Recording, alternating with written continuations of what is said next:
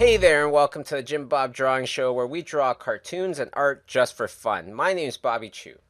And I'm Jim Bryson. Alright, Jimmy, so let's see what the topic is for today. Alright.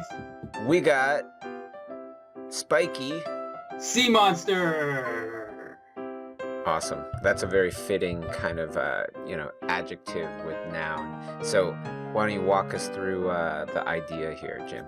So this one is another idea for a character from Niko and the Sword of Light. It's just a crazy sea monster. It's actually a very interesting creature idea.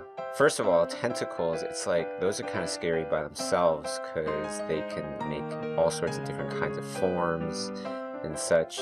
They're very agile. And then the whole entire idea of it being spiky as well, that really reminds me of a lot of like crustaceans where you have to be very careful holding them, or fish for that matter. Yeah, because a lot of them like have poison in their spikes. So they not only spike you, but they also poison you when you get stung.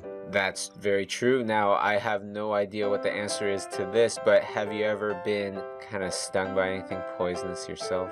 Other than like a bee, not really. Nothing in the sea.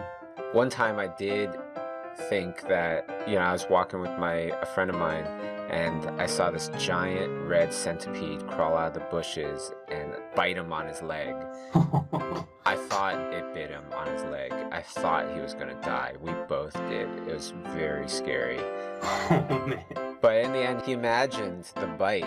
He saw the centipede crawl up his leg, and the giant red centipede, all of its legs are kind of like fangs as well. They're all sharp. Oh. So like as it was crawling up his leg, I guess he thought the legs were the fangs and he got bit. A giant centipede? How big was it? It's big. It's like, 6 inches, maybe a little bit more. It was a big frickin', like one of the biggest bugs I ever seen. I would never go near one of those. Okay, well that's some interesting facts about poisonous stuff. So now I'm gonna take this painting and bring it to Photoshop. Well, this drawing, this awesome ink drawing.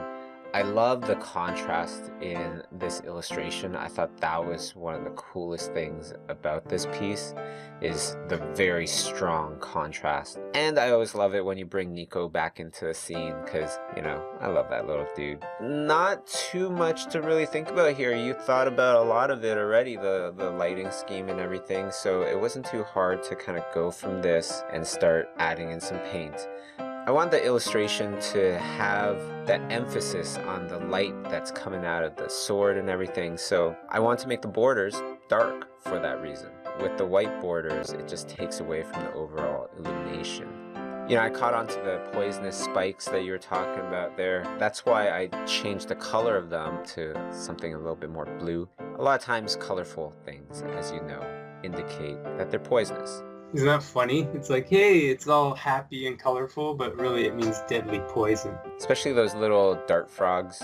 They look really nice and friendly and fun, but you don't want to touch one of those. Just touch it and you die. I am pretty much finished this painting. Like I said, I didn't need to do too much. I knew I needed to make the sword the brightest part of the painting because so much of it is darker. The bright parts will add the contrast, it'll attract the attention for the viewer, and so there you go. That's awesome. I love how the bubbles from the sword blast are all illuminated. Looks really cool. Thanks, and if you, the viewer, like to draw and paint, come join us on Instagram, where you can find the prompts for every week, and you will have a week ahead of us to paint whatever it is, your version, and then subscribe to our channel, and then hit the notification button. That way you will get instant notification of the next time we put out a new video. So thanks for watching, and see you guys next time.